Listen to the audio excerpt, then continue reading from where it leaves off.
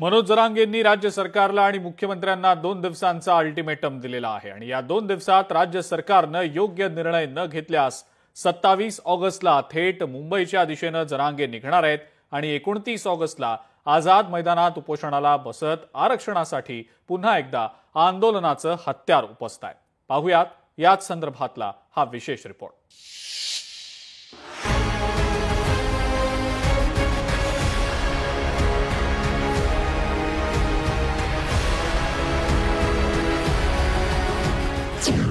सरकार सुद्धा उलथवेल, जरांगेंची थेट धमकी।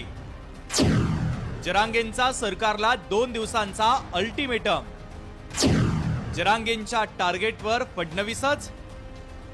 मराठा आरक्षणाच्या प्रश्नावर मनोज जरांगे पाटील यांचं वादळ पुन्हा एकदा मुंबईवर धडकणार आहे। 29 ऑगस्टला मनोज जरांगे पाटील थेट मुंबईच्या आझाद मैदानात मराठा आरक्षणासाठी आंदोलन करणार असून जरांगे पाटील यांनी पत्रकार परिषद घेत राज्य सरकारला 2 दिवसांचा अल्टिमेटम दिला।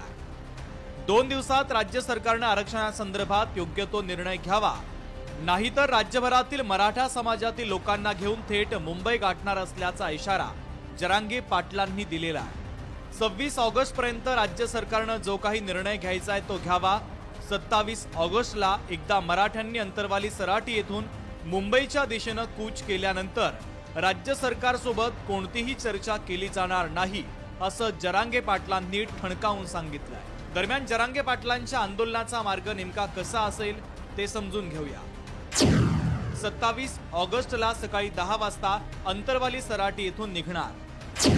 अंतरवाली, पैठण, अहिल्यानगर मधलं शेवगाव, कल्याण फाटा, आळे फाटा, शिवनेरी, जुन्नर मुक्कामी।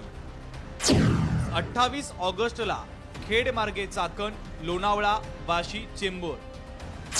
28 ऑगस्टला रात्री आझाद मैदानात पोहोचणार।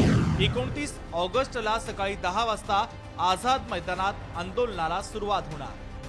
29 ऑगस्टला मुंबईला जातोय। 27 ऑगस्टला सकाळी 10 वाजता आपण आंतरवालीहून मुंबईकडे सकाळी 10 वाजता निघणार आहे। 28 ऑगस्टला संध्याकाळी आपण आझाद मैदानला जातोय। 29 ऑगस्टला सकाळी 10 वाजल्यापासून तिथं आमरण उपोषण आपलं आझाद मैदानावरती बेमुदत सुरू होत आहे। आणखीन आज आणि उद्याचा दिवस तुमच्या हातात आहे। आम्हाला मुंबईला यायचं नाही, आम्हाला काय करायचं मुंबईला आरक्षणाची अंमलबजावणी केल्यावर? आम्हाला काय काय गरज काय पडली मुंबईला जायची? गरज नाही आम्हाला। तुम्ही आमची मागण्या येतात त्या देऊन टाका। तुम्ही ही प्रेमाची विनंती लक्षात घ्या फडणवीस साहेब, पुन्हा पुन्हा आडमुठं समजू नका। तुम्ही वाकड्यात घुसता म्हणून मी बोलतो। मराठा आणि कुणबी एक आहे हा अध्यादेश, हा जार आम्हाला मंजुरी सहित अंमलबजावणी शत पाहिजे, त्याशिवाय आम्ही मुंबई सोडणार नाहीत हे सरकारनं लक्षात घेणं गरजेचं आहे। जरांगे पाटलांनी राज्य सरकारला दिलेल्या अल्टिमेटम नंतर मुंबईतील मराठा क्रांती मोर्चाचे समन्वयक देखील कामाला लागले।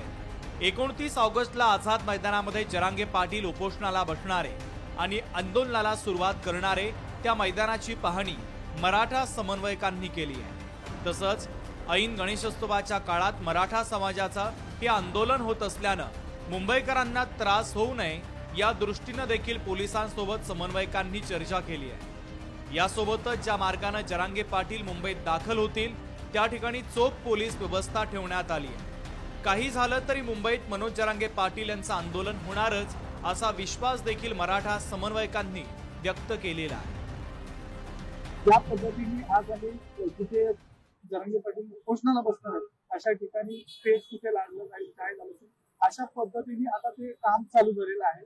आणि आज दिवसभरामध्ये सकाळपासून आतापर्यंत आम्ही तिथे थांबून आजची ती संपूर्णपणे तयारी झालेली आहे आणि मनोज जरांगे पाटील एका त्या तयारीनिशी मुंबईकर आम्ही सज्ज आहोत। मराठा आरक्षणाच्या मुद्द्यावर पुन्हा एकदा जरांगे पाटलांनी रणशिंग फुंकल्यानंतर भारतीय जनता पक्षाच्या नेत्यांकडून देखील जरांगे पाटलांवर टीका सुरू आहे। मराठा आरक्षणाच्या नावावर केवळ जरांगे पाटील राजकारण करतायत असा आरोप भाजपच्या नेत्यांकडून करण्यात येतोय। तसंच राज्याचे मुख्यमंत्री देवेंद्र फडणवीस यांच्या विरोधात मनोज जरांगे पाटील यांचा विशेष राग आहे, त्यामुळे त्यांना अडचणीत आणण्यासाठी जरांगे पाटील पुन्हा एकदा आंदोलन करतायत असा थेट आरोप प्रवीण दरेकर यांनी केला. सुसंस्कृत महाराष्ट्र जरांगेंना कधीही माफ करणार नाही. व्यक्तिगत द्वेषाने पछाडलेल्या जरांगेंनी पुन्हा एकदा मुख्यमंत्र्यांच्या आईचा अपमान केलाय. एका बाजूला पवार साहेबांचं गुणगान करायचं, कौतुक करायचं, पालख्या व्हायच्या, आणि दुसऱ्या बाजूला मुख्यमंत्र्यांना आईवरून शिव्या द्यायच्या. हे कुठलं आलं धोरण? तुम्ही ज्या पद्धतीमध्ये महिलांचा अपमान करतायत, राज्याचे मुख्यमंत्री देवेंद्रजींच्या आईचा अपमान केला, हा कदापि सहन केला जाणार नाही. तुम्हाला निवडणुका आल्या की राजकीय भांडवल फुटतं आणि आरक्षणाचं तुमची नौटंकी सुरू होते. जर तुम्ही याच्या पुढे देवेंद्रजी आणि त्यांच्या आईबद्दल एक अपशब्द जरी बोललात तर तुम्हाला तुमच्या भाषेत उत्तर द्यायला आम्ही कमी करणार नाही. बघा, असं आहे की ही आता जरांगे पाटलांना शेवटची विनंती आहे की यानंतर जर तुम्ही या प्रकारची भाषा वापरली तर जसेला तसं उत्तर देण्याची आमची तयारी आहे. आणि संविधानामध्ये मला वाटतं जरांगे पाटलांचा अभ्यास कमी आहे, त्यांनी अभ्यास करावा, त्यांनी संविधानाचा अभ्यास करावा. 29 ऑगस्टला मराठा आरक्षणासाठी जरांगे पाटील थेट आझाद मैदानामध्ये उपोषणाला बसताय. ऐन गणेशोत्सवाच्या काळात हे आंदोलन होत असल्यानं राज्य सरकार आणि पोलीस प्रशासन या दोघांची चिंता वाढली आहे. त्यामुळे जरांगे पाटलांनी दिलेल्या 2 दिवसाच्या अल्टिमेटम मध्ये राज्य सरकार काही पावलं उचलतं का, याकडे मराठा समाजासह मुंबईकरांचं देखील लक्ष असेल.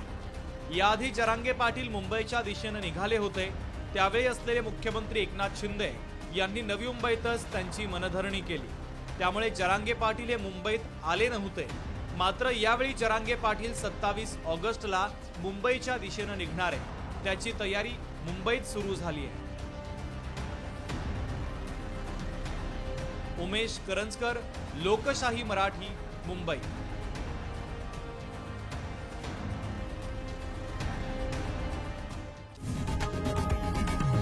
लोकशाही मराठी ऐका, पहा, जागरूक रहा.